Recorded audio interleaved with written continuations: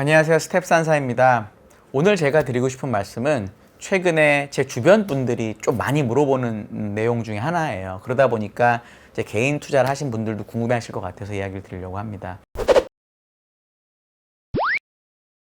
주식시장을 보시면 이상하게 미국 시장만 되게 밸류에이션이 비쌉니다. PER로 보면 그 어떤 나라보다도 가장 비싸고요. 장기 100년 동안의 주가 추세를 보더라도 아주 장기적으로 우상향하는 주식시장은 사실은 미국 시장밖에 없어요. 예를 들어서 유럽 시장을, 전체 유럽 시장을 놓고 보면은 2007년의 고점을 아직 완벽하게 벗긴 나라가 많지 않습니다. 일본을 보면 1980 몇 년 그 버블 경제 저희 아시죠? 그때 니케이가 4만 가까이 갔었는데 지금 3만이거든요. 그러니까 30년 동안 아직 그 고점을 못 갔습니다. 사실 미국, 일본, 유럽 하면은 결국 이게 선진국의 단데 왜 미국만 우상향할까? 이런 약간 의문이 드는 거죠. 신흥국이야 나라가 변동성이 크니까 그것 때문에 왔다 갔다 한다고 쳐도 왜 선진국 중에서도 미국만 우상향할까라는 그런 항상 뭐랄까 의문이 있었던 것 같아요.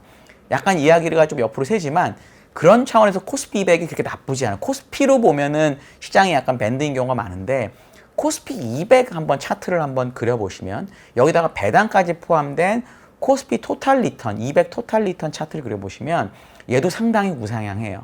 우리나라의 업종 구성을 보면 되게 미국과 비슷하게 성장하는 산업이 그때그때 바뀔 정도로 되게 액티브합니다. 우리나라가 대단히 이제 좋은 나라라는 거죠. 국민들도 좋고. 그런 차원에서 우리나라도 미국하고 되게 비슷한 움직임을 지난 30년 동안 보여왔다. 코스피 말고 코스피 200을 보시면 특히 그렇습니다. 그런 생각이 저는 들어요. 그러면 이제 다시 미국으로 돌아와서 미국이 도대체 왜 이렇게 상대적으로 주가가 좋을까? 저는 세 가지 요인이 있다라고 계속 이야기를 드리는데요. 친구들한테도 얘기를 하고 첫 번째는 결국은 혁신이고요. 이 나라는 기본적으로 혁신을 잘하는 것에 대해서 보상을 되게 많이 해줍니다. 혁신하면 그래 너 잘했어 이렇게 하는 나라고요. 두 번째는 이 역사를 봤을 때 이 주주 자본주의라는 게 욕을 먹거나 그러니까 주주가 돈을 벌겠다고 어떤 일을 하는 게 욕을 먹거나 하는 일이 절대 아니에요. 역사적으로 주주 자본주의가 되게 잘 확립이 돼 있고요. 그렇기 때문에 세 번째, 소액 주주에 대한 대우가 매우 좋습니다. 이 세 가지가 주식시장의 밸류에이션을 높이고 장기적으로 우상향했던 요인이라고 저는 생각을 하는데요. 첫 번째 혁신에 대해서 이야기를 하겠습니다. 예를 들어 드릴게요. 제약시장을 보시면 미국의 제약시장이 전 세계 40%예요. GDP는 40%보다 훨씬 낮거든요. 이 얘기는 약값이 엄청 비싸다는 뜻이에요. 그러니까 미국에 사는 국민들은 힘들겠죠. 약값이 비싸고 보험료도 비싸고 치료도 못 받고 다 그런데 이거를 저희 이제 주식 얘기를 하는 거니까 미국 시장에서 약을 파는 사람들을 생각해 보시죠. 약을 파는 사람들이라면 똑같은 약을 만들어서 어디서 팔까요? 다 미국에 팔고 싶죠. 왜? 약값이 비싸니까. 그래서 어떤 일이 벌어지고 있냐면 2000년대 초반만 해도 세계 10대 의약품, 매출액 기준 10대 의약품의 40%는, 절반은 비미국의 제약회사가 생산을 했었습니다. 그러니까 그 당시에는 비미국 제약회사들도 경쟁력이 있고 혁신을 하고 약을 잘 팔았던 거죠. 근데 2000년대 이후에 조금 더 신자유주의가 극심해지고 양극화가 심해지면서 2010년 데이터를 보시면 이제 미국에서 만드는 약이 7개, 기타 지역이 3개로 바뀝니다. 이게 2025년인가가 되면 이건 이제 추정이죠. 제가 추정한 게 아니라 이 제약하는 분들, 헬스케어 분들, 전문가들이 추정한 걸 보면 미국이 9개, 기타가 1개로 줄어듭니다. 그러니까 지금은 안타깝지만 약을 만드는 사람도 돈이 벌려야 약을 만들지 이게 무슨 선한 의도, 내가 인류를 구해야 되겠다 해서 약을 만들지 않거든요. 결국 돈 벌리는 지역의 제약회사들이 훨씬 더 혁신하고 약을 잘 만든다는 거죠. 이게 미국의 혁신을 보여주는 가장 좋은 예라고 생각을 하고요. 이제 코로나를 또 하나 예를 들어 드릴게요. 코로나 치료제가 물론 이 모더나는 미국이고요. 파이자도 미국인데 사실 파이자는 물론 독일 회사랑 같이 개발을 했어요. 근데 이 독일 회사가 왜 이걸 미국 회사한테 주고 거기서 팔게 할까요? 가장 예로 들 수 있는 거는 미국은 혁신하면 그만큼 돈 버는 걸 인정해요. 파이자나 모더나나 요 코로나 백신 하나 때문에 버는 돈이 엄청납니다. 만약에 이게 다른 지역이었다면 전 세계가 위난이 있는데 내가 그 약 개발해갖고 돈 많이 벌겠다고 하면 아마 도덕적이나 언론에서 엄청나게 말을 많이 할 거예요. 우리나라도 그랬을 것 같거든요. 그게 나쁜 건 아니에요. 이 전체적인 국가의 효용으로 보면 그렇게 개발을 하고 싸게 팔고 약을 잘 맞게 해주는 게 좋은데 그렇게 되면 어떤 일이 벌어지냐면 개발 안 해요. 안타깝지만 돈이 안 벌리면 제약회사들이 개발을 안 합니다. 미국의 파이자나 모더나나 이런 애들이 개발한 이유는 돈이 될 것 같으니까 한 거거든요. 그런 상황으로 봤을 때 이것도 미국이 혁신을 계속 고양할 수 있는 요인이에요. 내가 돈을 잘 벌어서 부자 돼야 되겠다. 그럼 주식시장에서도 당연히 뭘 평가해 주냐면 이 미국에 있는 기업들의 혁신이 앞으로 계속 될 거고 그렇기 때문에 미국의 생산성은 올라갈 거고 그러니까 미국 주식의 밸류에이션이 올라가고 계속 주가가 올라갈 수 있다라고 보는 거죠. 이것에 뒷받침이 되는 것은 인구 구조인데 미국은 비교 대상이 되는 대형 큰 나라들 중에서 거의 유일하게 Y세대라고 하는 게 X세대보다 인구 비중이 높아요. 저는 X세대입니다. 보통 70년대 초반부터 90년대까지를 X세대라고 그 다음 Y세대라고 하는데 미국을 제외한 기타 선진국, 우리나라 포함해서요. 전부 다 이 Y세대라고 하는 게 X세대보다 숫자가 적어요. 근데 미국은 숫자가 더 많습니다. 그러니까 이 사람들이 이제 5년, 10년이 지나면 가장 생산성이 올라가는 시기가 딱 도래하고요. 40대가 도래하고 그렇기 때문에 다른 경쟁국들에 비해서 미국에 있는 사람들만 갖고도 생산성이 높아집니다. 여기에다가 이민 오는 사람들이 퀄리티가 되게 높아요. 예를 들어 인도 사람들, 제가 옛날에 외국계 증권사 일할 때 인도 매니저들을 많이 만나보면 인도 사람들이 얘기하는 가장 내가 원하는 일은 뭐냐. 인도에서 잘해서 인도를 발전시키는 게 아니라 미국 가서 성공해야 되겠다가 되게 많아요. 그 미국에서는 미국이라는 나라가 참 잘하는 사람은 대우해 준다는 게 똑똑한 인도애가 오면 잘 받아주고요. 그 사람들의 가족도 미국에서 살 수 있게 해줍니다. 그러다 보니까 저희가 아는 구글, 마이크로소프트 이런 데 CEO들이 다 누구냐? 인도 사람이에요. 또는 뭐 파키스탄 사람이거나 어도비 파키스탄 사람인가 그렇습니다. 뭐 수많은 바이오 기업들도 인도 사람 되게 많고 금융에도 되게 많아요.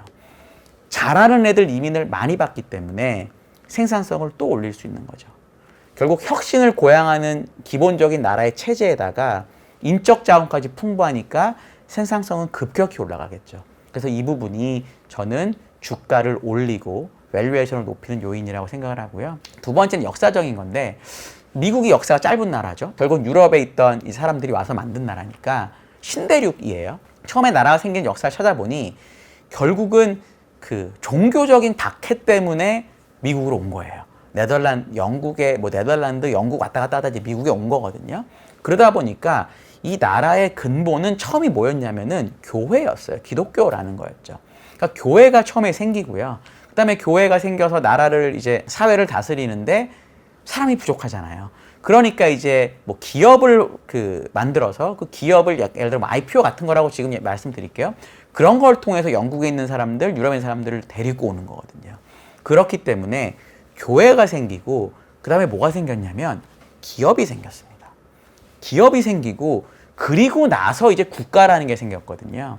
그러니까 미국의 결국 중요도를 따지면 이 지도층에서 와스프라고 하죠. 지도층에서는 교회가 제일 중요하고요. 그 다음에 기업이 중요하고 국가는 사실 마지막이에요. 되게 웃긴 게 미국은 대통령이 취임하면 선서를 어떻게 하냐. 성경에 손을 올리고 선서합니다.